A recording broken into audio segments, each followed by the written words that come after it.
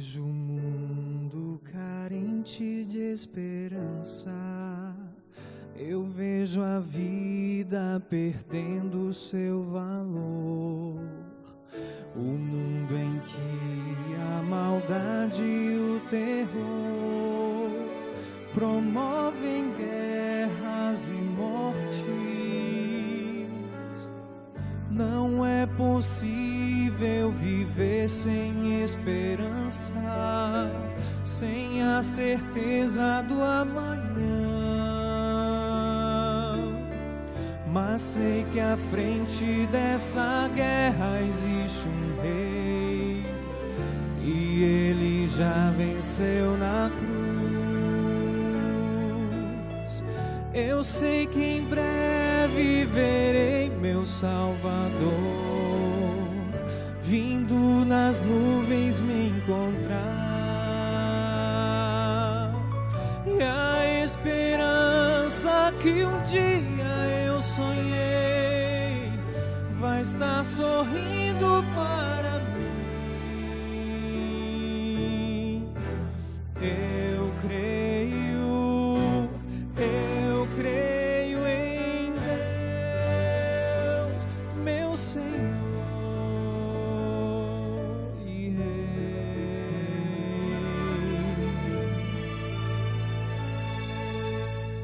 A cada dia o mal se multiplica, mostrando ao mundo que o fim já começou.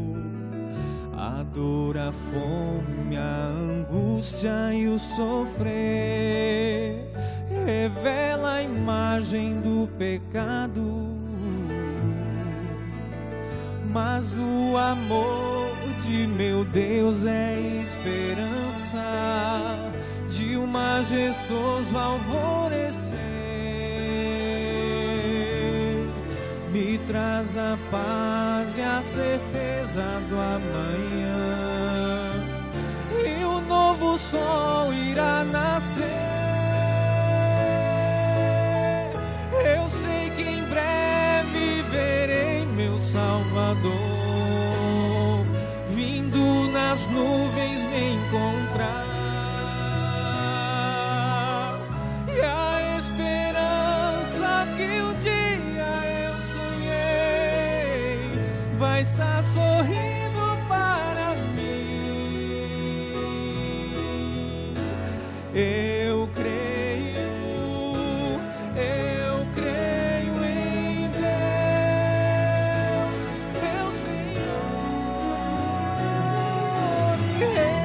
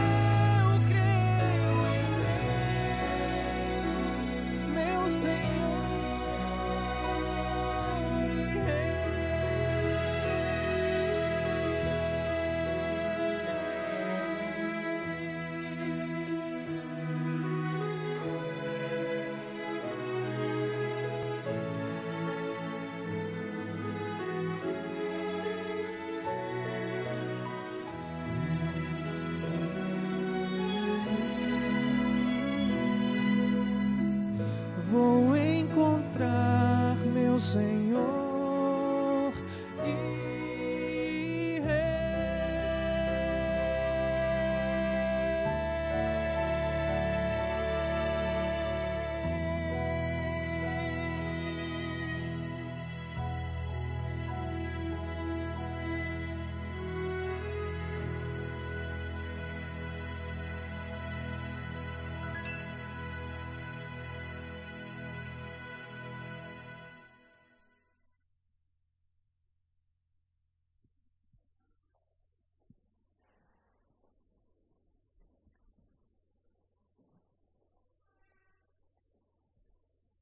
Bom dia, prezados irmãos. Bom sábado. Tomaram um pequeno almoço, certamente. Mas são muito discretos, pelos vistos, os membros da Igreja de Avintes. Um grande abraço para todos vós, particularmente para aqueles que eu já conheço de algumas décadas e que aqui se encontram, que Jesus possa estar convosco. Hoje estou aqui na qualidade de responsável pelo Espírito de Profecia. Não vos venho ensinar nada de novo, venho apenas incentivar-vos a que possamos ser mais obedientes ao Senhor naquilo que Ele propôs para cada um de nós. E para começarmos, saudando todos vós, mas também aqueles que parece que nos estão a ver pela internet, que se sintam felizes por poder assistir à Palavra de Deus. Iremos abrir a Bíblia Sagrada no capítulo 7 do Apocalipse. Apocalipse, capítulo 7. E não fiquem a pensar que eu que vos vou dar as soluções todas. Que agora vou desvendar o mistério dos 144.000. Mas, pelo menos, nesta preparação para a vida eterna, e nós, os que já passamos a idade, não é, Henrique? Já passamos a idade dos 20, alguns anos atrás, estamos mais próximos, quer queiramos, quer não, e por isso temos que ter muita atenção com a nossa existência, com a nossa vida. A vida é escassa, é curta. O que são 90 anos? Nada, passam no ápice. Ainda ontem eu, aqui perto do Porto, brincava à macaca, ao arco, ao peão. E o ano 2000 vai ser o fim do mundo, dizíamos nós naquela altura. Já passaram os 2000, onde é que eles lá vão? E nós estamos velhos, de repente, sem darmos por ela. Atenção, jovens, aproveitem cada segundo da vossa vida, porque a vida passa a voar. Na verdade, irmãos mais velhos, na verdade, a vida passa e não damos por ela. E é bom que nesta noção de que a vida é escassa e é rápida, passa rapidamente, temos de ter atenção nas nossas decisões, na nossa postura perante o mundo. Vamos ler o capítulo 7 do Apocalipse, do verso 1, pelo menos, ao verso 4. De resto, os outros versículos já são repetitivos e vós os conheceis. Depois destas coisas, vi 4 anjos que estavam sobre os 4 cantos da terra, retendo os 4 ventos da terra, para que nenhum vento soprasse sobre a terra, nem sobre o mar, nem contra árvore alguma. Vi outro anjo subir do lado do sol nascente, tendo o selo de Deus vivo, e clamou com grande voz aos 4 anjos, a quem fora dado o poder de danificar a terra e o mar, dizendo: não danifiqueis a terra, nem o mar, nem as árvores, até que hajamos assinalado nas suas testas os servos do nosso Deus. Eu vi o número dos que foram selados, e eram 144.000 de todas as tribos dos filhos de Israel. 144.000. 12 ao quadrado. Um quadrado perfeito. 12, como sabem, é o número do povo de Deus.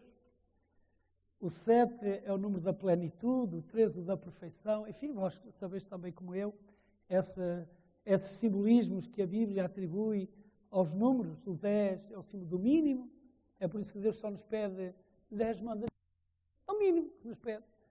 10% do nosso salário. É o mínimo.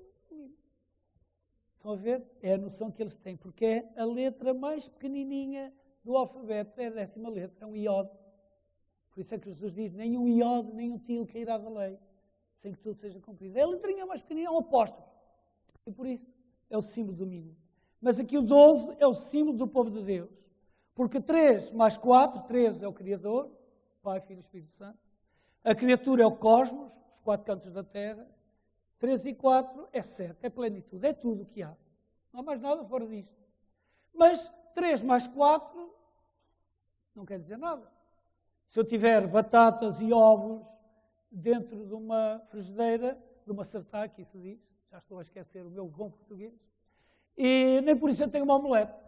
Só quando eu os misturo bem misturados é que provavelmente vai sair uma omelete. Se for eu, sai torrada. Mas pelo menos sai uma omelete, de qualquer maneira. Mas quando o cosmos, ou seja, a criatura, se liga intrincadamente por relação amorosa com o seu Criador, que é o 3, geralmente se faz um X, ou seja, a multiplicação, já não é uma adição, é uma multiplicação. Então tem 3 vezes 4, 12. Dá ao povo de Deus 12 patriarcas, 12 tribos, tanto de Ismael como de Judá, de Isaac. E depois também os 12 apóstolos, as 12 portas, enfim, uma quantidade enorme do número 12 que simbolizam o povo de Deus. E este povo de Deus vai estar perfeito naquele dia para se encontrar com o seu Deus. Simbólico, profético, grande discussão, quantas teses doutorais, quantos estudos, quanta tinta foi derramada para saber se são proféticos ou reais. Que importa? Não tem interesse algum saber esta questão. Importa sim, como diz Ellen White, fazer por ser um deles. Que me importa a mim saber que eles são literais ou que eles são proféticos se eu não estou nesse grupo? Sabemos que eles vão estar presentes na altura da vinda de Jesus. São aqueles que vão passar uma experiência extraordinária. Mas é mais importante saber quem são eles, que características é que eles têm. Talvez aí já não interesse tanto, porque aquilo que vamos ouvir pode não ser muito agradável. Mas ao lermos o Apocalipse, e vocês sabem que o Apocalipse é assim uma quantidade de ecos que vem do Antigo Testamento, onde é que eu ouvi qualquer coisa no Antigo Testamento que fala sobre selamento? Já sei. Vamos lá, Ezequiel capítulo 9. Ezequiel capítulo 9. Em Ezequiel, o profeta das mímicas, o profeta quase louco, que se deita no chão, que põe um tijolo, que põe fogo à volta dele, que brinca, cuja mulher tem que morrer para dizer aos filhos de Israel que Jerusalém vai ser definitivamente destruída. Esse jovem que sofre na sua pele o seu ministério, escreveu estas páginas. Eu deixo para vós lerdes o que está descrito no capítulo hoje. Os pecados que existiam dentro de Jerusalém, nomeadamente no sacerdócio, no templo. E como o Senhor estava realmente triste com aquilo que acontecia. Vamos ler a partir do verso 1 do capítulo 9, que diz o seguinte. Então ouvi que gritava com grande voz, trazei os intendentes da cidade, cada um com as suas armas destruidoras na mão. E vi 6 homens que vinham da direção da porta alta, que olha para o norte, cada um com as suas armas destruidoras na mão, e entre eles um homem vestido de linho, com um tinteiro de escrivão à cintura, entraram e se puseram junto ao altar de bronze. A glória de Deus de Israel se levantou do querubim sobre o qual estava e foi até a entrada da casa. Então clamou o Senhor ao homem vestido de linho que tinha o tinteiro de escrivão à cintura e lhe disse, passa pelo meio da cidade, pelo meio de Jerusalém, porque não daqui da igreja da Vindes, e marca com um sinal, isto é um Tav, a última letra do alfabeto, é um X, um género de um X, com um sinal, a testa dos homens que suspiram e que gemem por causa de todas as abominações que se cometem no meio dela. E aos outros disse, ouvindo eu, passai pela cidade após ele, e feri, não poupo o vosso olho, nem vos compadeçais, matai velhos, jovens, virgens, meninos e mulheres, até exterminá-los. Mas a todo homem que tiver o sinal nas vozes, não vos chegueis. Começai pelo meu santuário. Assustador, arrebatador, difícil de tragar este discurso, Nós que somos filhinhos de Deus, e Deus está-nos a dizer, atenção, meus irmãos, ainda hoje na escola sabatina, irmão, discutimos que nem sempre nós cumprimos ou não cumprimos a palavra de Deus. Ele nos ensina tantas coisas belas, mas parece que passou-se mais um sábado. Comemos e com o almoço maravilhoso que temos sempre ao sábado, tão gostoso, tão maravilhoso, ficamos sentadinhos no sofá ou à mesa, cavaqueando, conversando com os outros, e a mensagem do culto ou da escola sabatina esfumou-se, desapareceu. E no sábado vimos outra vez, ouvi provavelmente as mesmas ideias. Houve até um pastor que certa vez, já era idoso, pregou muito bem na sua igreja. E na semana seguinte ele foi outra vez para a tribuna, com as pernas trêmulas, e pregou outra vez o mesmo sermão. E os irmãos ficaram inquietos. Coitado do pastor, está a ficar com Alzheimer. O pastor está a ficar velhinho. Precisa ser substituído, mas quem é que vai ter coragem de dizer qualquer coisa?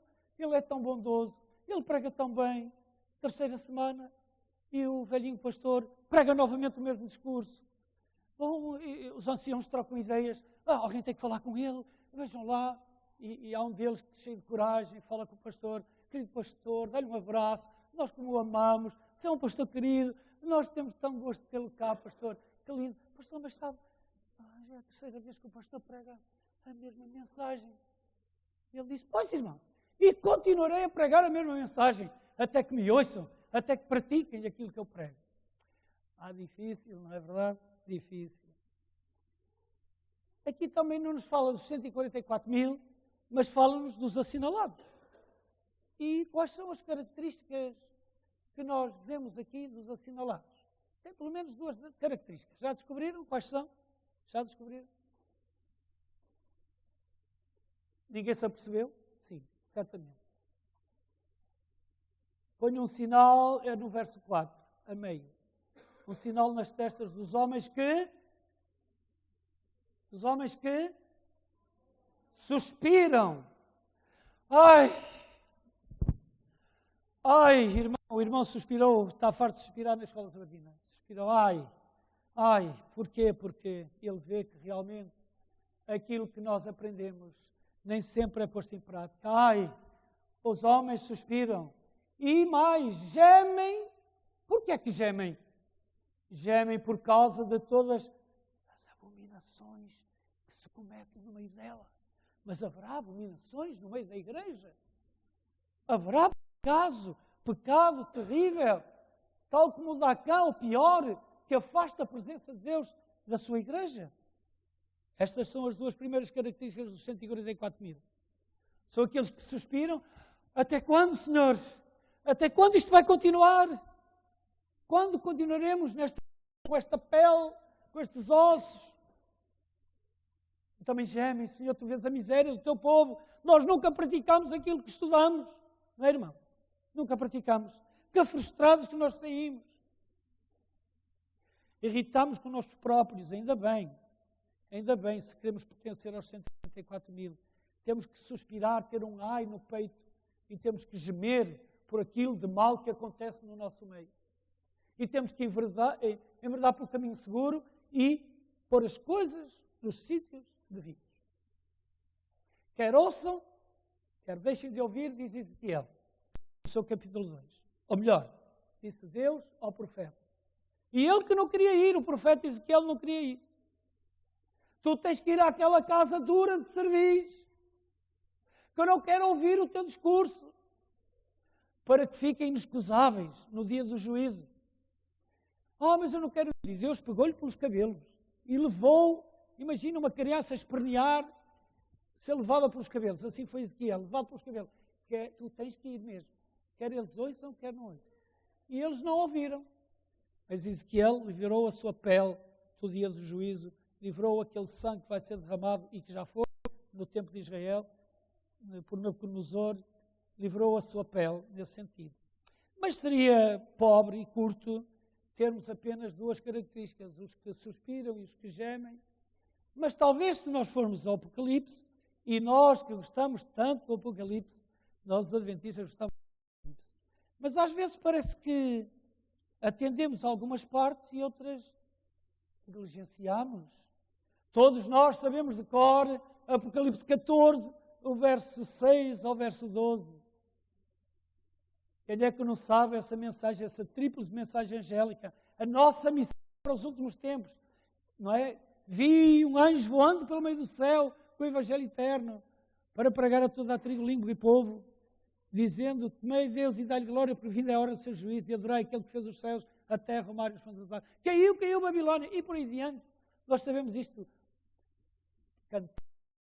Falando, está decorado, está lá na nossa alma. E é isso que nós temos que anunciar. A primeira, a segunda e a terceira mensagem. Mas sabem, o capítulo 14 é composto de 3 partes. A primeira, e isto era muito interessante falarmos aqui da estrutura literária do Apocalipse, mas no tempo não nos permite. A primeira parte começa com o Cordeiro e os seus remidos no Monte Sião. Na minha Bíblia está assim este título. O Cordeiro e os seus remidos no Monte Sião. Do verso 1 ao verso 5, ali fala destes remidos. Depois vem então a mensagem dos 3 anjos. Do 6, poderíamos incluir o 13. E depois a última parte, que os adventistas também esquecem, é a ceifa e a vindima. Ou seja, a vindima da terra tem aqui nesta Bíblia. Então nós vamos ler a primeira parte, do verso 1 ao verso 5, que diz: então olhei e vi o Cordeiro em pé sobre o Monte Sião, com ele 144.000, cá estão eles outra vez, que traziam escrito na testa o seu nome e o nome do seu pai. Eu vi uma voz do céu como a voz de muitas águas e como a voz de um grande trovão. A voz que eu vi era como de arpistas que tocavam com as suas harpas e cantavam um novo diante do trono, diante dos 4 seres viventes e dos anciãos. Ninguém podia aprender aquele cântico senão os 144.000 que tinham sido comprados da terra. Ora, aí vem mais algumas características destes 144.000. São aqueles talvez que suspiram, aqueles que gemem pelos males que estão na igreja, mas também são aqueles que não se contaminaram com mulheres, pois são virgens, não no sentido físico da palavra. Mulher, símbolo de igrejas. Sabem, há membros de igreja que gostam muito de saltitar de confissão religiosa em confissão religiosa. Há alguns que à quarta-feira vão aos evangélicos, ao sábado é nos adventistas, ao domingo é nos batistas, e depois ainda vão à Igreja Universal, e depois ainda vão à Igreja Católica na Páscoa e no Carnaval. São pessoas inconstantes, andam como as ondas do mar, para trás e para a frente, não têm estabilidade na sua vida espiritual. Estes não, são homens firmes, são homens irtos, direitos, que são fiéis ao seu Jesus. É por isso que eles cantam um cântico novo, que mais ninguém pode cantar, porque eles vão passar uma experiência extraordinária nos fins dos tempos. Pois são virgens. Estes são os que seguem o Cordeiro por onde quer que ele vai. Temos ali um texto que diz: buscai ao Senhor enquanto se pode achar, invocai-o enquanto está perto. Que lindo texto. Mas olha que nós também podemos lá pôr este. Estes são os que seguem o Cordeiro por onde quer que ele vai. Foram comprados e as primícias de Deus e do Cordeiro. Na sua boca não se achou engano, são irrepreensíveis. Irrepreensíveis. Ora, bolas, não é para mim. Nós somos tão prováveis. Não é para mim, certamente. Deus quer uma geração irrepreensível. Nós, os mais velhos, provavelmente, já não nos endireitamos. Não é? Quanto mais velho, mais difícil é de mudar o nosso temperamento e o nosso caráter. Mas, jovens que estáis na igreja, ainda sois muito versáteis, podeis alterar a vossa questão de vida, as vossas práticas. Há alguns que já com a idade já não podem alterar nada. Ou então têm grande dificuldade em mudar uma palha que seja. Não é verdade? Mudar uma palha que seja. Os mais velhos são pedra e cal. Não se muda nada aqui. Já há 30 anos foi assim e assim há de ser. Os jovens não. Os jovens são vivos, são dinâmicos. Podem mudar facilmente. Eu espero que sim, para bem, para melhor. E nós, os mais velhos, devíamos dar uma oportunidade para que eles também tenham a capacidade de opinar. Há quem diga até que o mundo é daqueles que têm menos de 30 anos. Para nós que já passamos essa barreira, já não estamos desfasados do mundo. Já não estamos capazes de compreendê-lo. E às vezes, quantas vezes nós nos incompatibilizamos com os nossos filhos, porque eles vêm com as modernices, mas deixa isso, afasta-te daquilo. E não neste tom, não é? Num tom mais, talvez, mais sério. Meus irmãos, tantas características, eles são virgens, são firmes, são homens e mulheres que seguem o Senhor Jesus, o Cordeiro, para onde quer que Ele vá. Mas que cardápio de princípios tão importantes para pormos em prática. Como é que vai ser possível aplicar tudo isto em prática? Sabem que o Senhor é tão misericordioso. Ele deu-nos ajuda nesses últimos tempos. Nós poderíamos estar aqui horas a falar desses profetas que Deus antigamente falou aos pais e depois por Jesus, para que nós pudéssemos aprender o caminho da salvação. Mas nesses tempos o Senhor despertou algumas pessoas. Primeiro foi William Foy, depois foi Asen Foss. O primeiro era um afro-americano que Deus chamou em 1842 para que ele pudesse trazer mensagens para a igreja. Um africano. Mas ele teve 4 visões e depois parou, não quis. Falava à direita e à esquerda. Ele era do movimento milerita. Estava também com aqueles que pregavam a vida de Jesus. Mas rapidamente se esfumou no tempo a mensagem de Deus especial que Deus queria dar à sua igreja através dele. Depois foi Asen Foss, um cunhado de Ellen White. Também teve algumas visões, mas não quis revelá-la. Assustou-se talvez com a missão. E ela era espinhosa.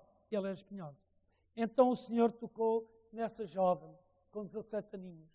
Uma menina que tinha sido esmagada aos 9 anos de idade. Por um acidente terrível. E que a professora disse, é melhor não estudar, senão isto é demais para ela. E ela ficou sem nunca estudar. Ficou em casa recolhida. Que pena. Se fosse hoje, os casos seriam diferentes. Mas esta menina foi tocada por Deus. Foi chamada por Deus para nos trazer mensagens extraordinárias à igreja. O que é que fazemos nós com elas? Estão no telemóvel.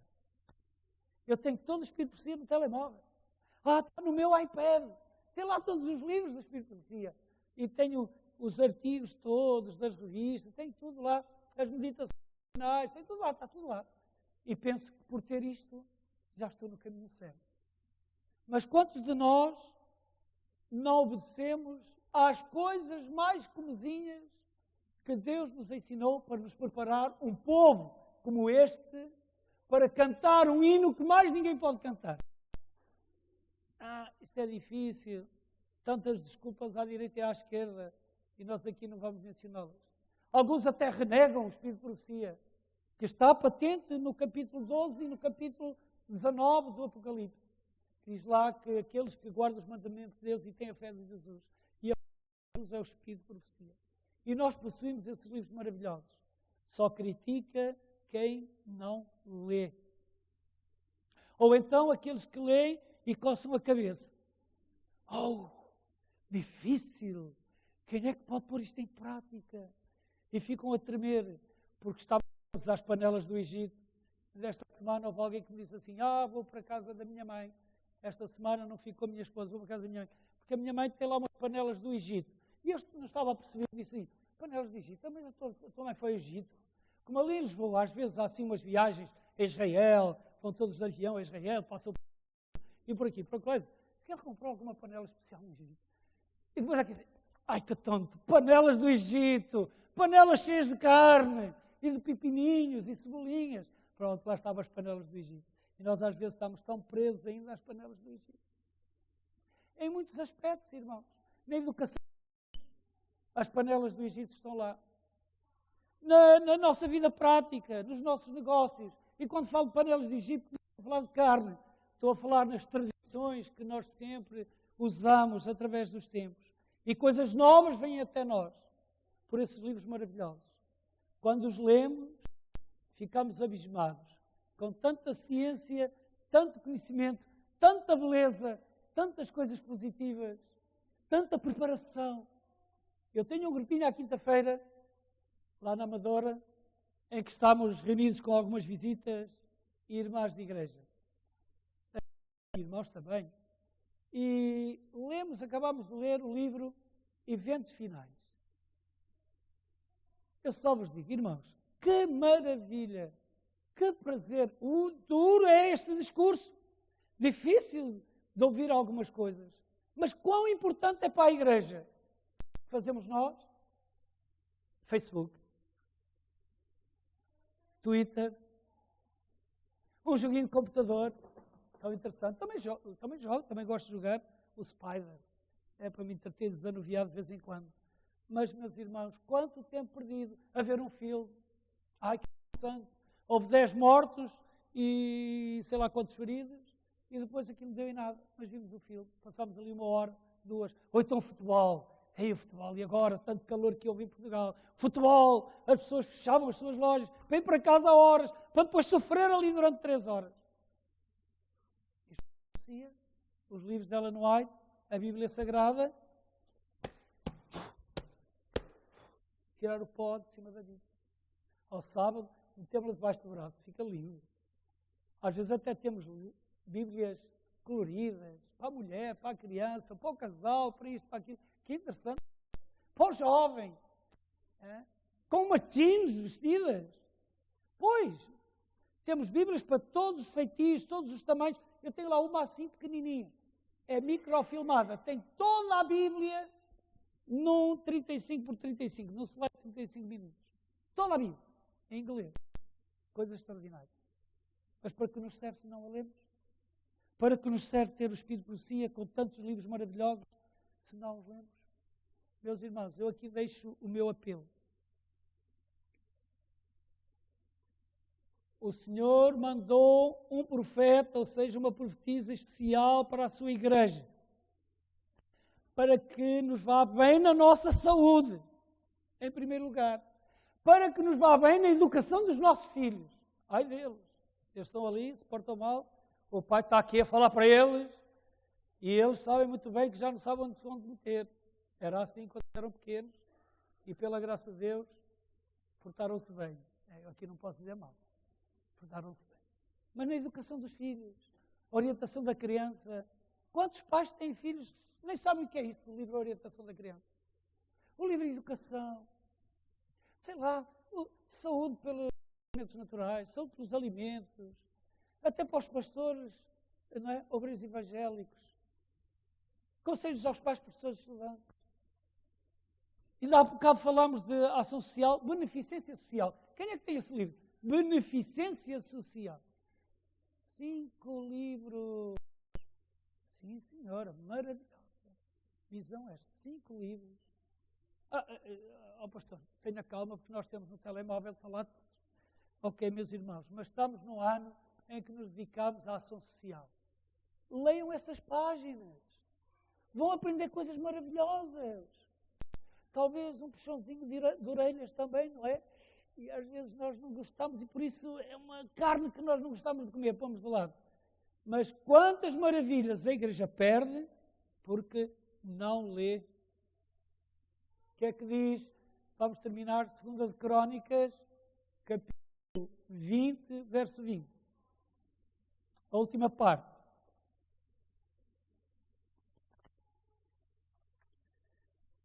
2 de Crónicas, capítulo 20, verso 20. Deixem-me buscar aqui na minha Bíblia também. 2 de Crónicas 20, verso 20. Não importa agora os meandros, o caso de Josafá, mas vamos ler a última parte que diz: crede no Senhor vosso Deus e estareis seguros. Crede nos seus profetas e prosperareis. Tanta gente à procura da sua prosperidade, do seu êxito académico, do seu êxito económico, do seu êxito afetivo. Mas quando chega os problemas, vimos a saber que não leram, não acreditaram naquilo que os profetas dizem. E eu costumo dizer aos jovens, porque eu sou muito casamenteiro, sabem? O meu nome é Joaquim António. António é o Santo António. Eu sou muito casamenteiro. E eu digo sempre aos jovens, cuidado com o casamento. Até há quem diga que o amor é cego e o casamento devolve a visão. É só depois que eles abrem os olhos e não veem a realidade. Às vezes é o pai, a ancião, são os irmãos de igreja. Tu não vais por aí, olha que não é isto, aquilo. O amor, tudo pode, tudo crê, tudo espera, tudo sofre, até o dia em que o caldo se entorna. E depois há o divórcio que vem a seguir. Pois, se os jovens acreditam naquilo que diz, mensagem aos jovens, e no lar adventista, tantos princípios bons para que os jovens façam um casamento firme. E hoje, mais do que nunca, a família adventista é mola real. É mola real. Nós temos que investir na família adventista. E fazer com que os jovens, Raquel, não é assim, Marcos, Jonas e outros, façam escolhas sábias. Queres saber, só uma dicasinha, queres saber como é que vai ser o marido? E da casa dele, isto fica só entre nós, e da casa dele, ver como ele trata a sua mãe. É assim que ele te vai tratar, talvez ainda pior. Queres saber que estilo de mulher, Marcos e Jonas, queres saber que estilo de mulher vocês devem escolher? E da casa dela. Vendo como é que ela trata o seu pai ou a sua mãe. Isto vem do Espírito de Profecia. Isto vem dos livros dela no White. Não é da minha lavra e da minha ciência. Jovens não querem. Sei. Beleza, acima de tudo. O dinheiro não conta, às vezes é amor e uma cabana. E depois tem que ir às sopas da mãe ou da sogra. E, meus irmãos, quanta ciência existe nos livros do Espírito de Profecia. E nós, pais, deveríamos lê-los e transmitir os princípios, pelo menos, aos nossos filhos. Que bem seria, a igreja seria diferente se assim fizéssemos. E por isso eu vos deixo este texto último.